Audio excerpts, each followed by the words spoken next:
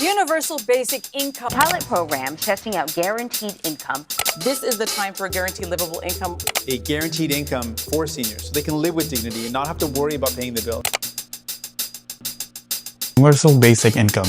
We have all heard about it. Everyone is talking about it. So we gotta talk about it too, because who doesn't like free money? Local governments look for new ways to address poverty. Pilot projects have taken root across the country, with plans still in the works in British Columbia and Prince Edward Island. Also known as guaranteed basic income or freedom dividend. It's a global concept. It's not a far-off idea. Countries like Finland, India, Kenya has already used it in some form or another. The main goal, ensuring everybody has enough to cover their basic need and waving goodbye to poverty. Canada's bill like S233 is aimed to provide guaranteed basic income. It is my privilege, honor, and responsibility to be the sponsor of Bill S233, which is struggling throughout this country with homelessness, food insecurity, poverty, health, mental health issues. It is not a traditional UBI. It is more targeted, focusing on those who are in lower income bracket. What about the program that already exists in Canada? Programs like guaranteed income supplement. You get full OAS pension, like Canada Work Benefit offers a tax credit, and you have kids, then Canada Child Benefit might help you. Also, GST and HST for lower income earners. And then we have Canada Dental Benefit.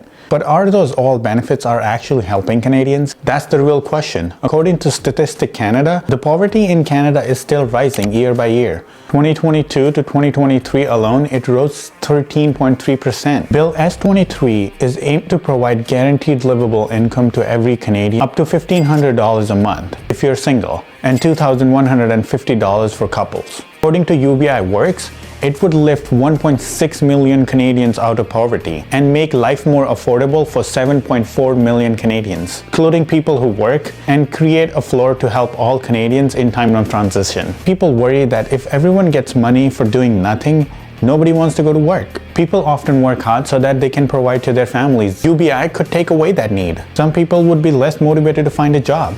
However, the Ontario UBI showed that instead of making people lazy, it actually helped them find and keep the jobs. More than 3/4 of those who had jobs before the program continued working, and many used the money to better jobs with higher pay and better condition. This goes against the idea that money without condition makes people not want to work. In reality, it gave people the time and stability to find more satisfying and high-paying jobs, which in the end help the government get more tax money.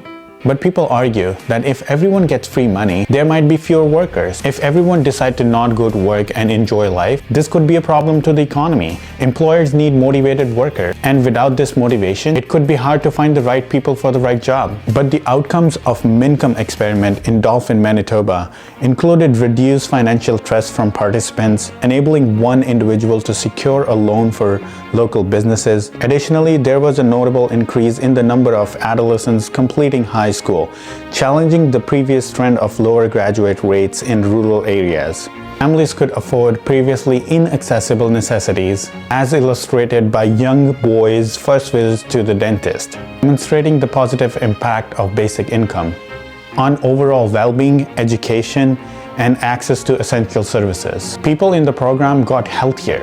They said they had better food, better relationship with their families, and didn't have to go to a hospital as much. Challenges the usual belief of giving people money without any requirements, make people less motivated to work. It turns out when people have stability and better health, they become even more capable of working.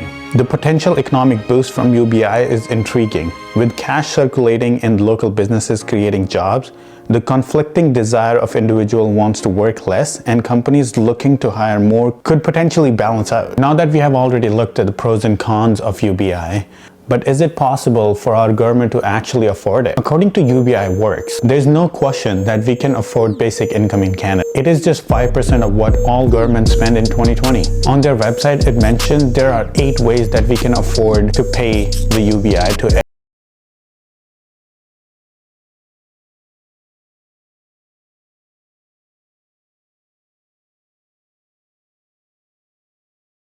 There are ways out there where we can afford to pay universal basic income to every Canadian. But at the end, the question is Do we really want to? UBI has a rich history of support. People like Martin Luther King and Milton Friedman. People in Silicon Valley also think that it's a good idea. Our generation is going to have to deal with tens of millions of jobs replaced by automation like self-driving cars and trucks. After looking at all the example of UBI was implemented around the world, the overwhelming feeling was, okay, we had an idea, we tried it, didn't work out, let's move on.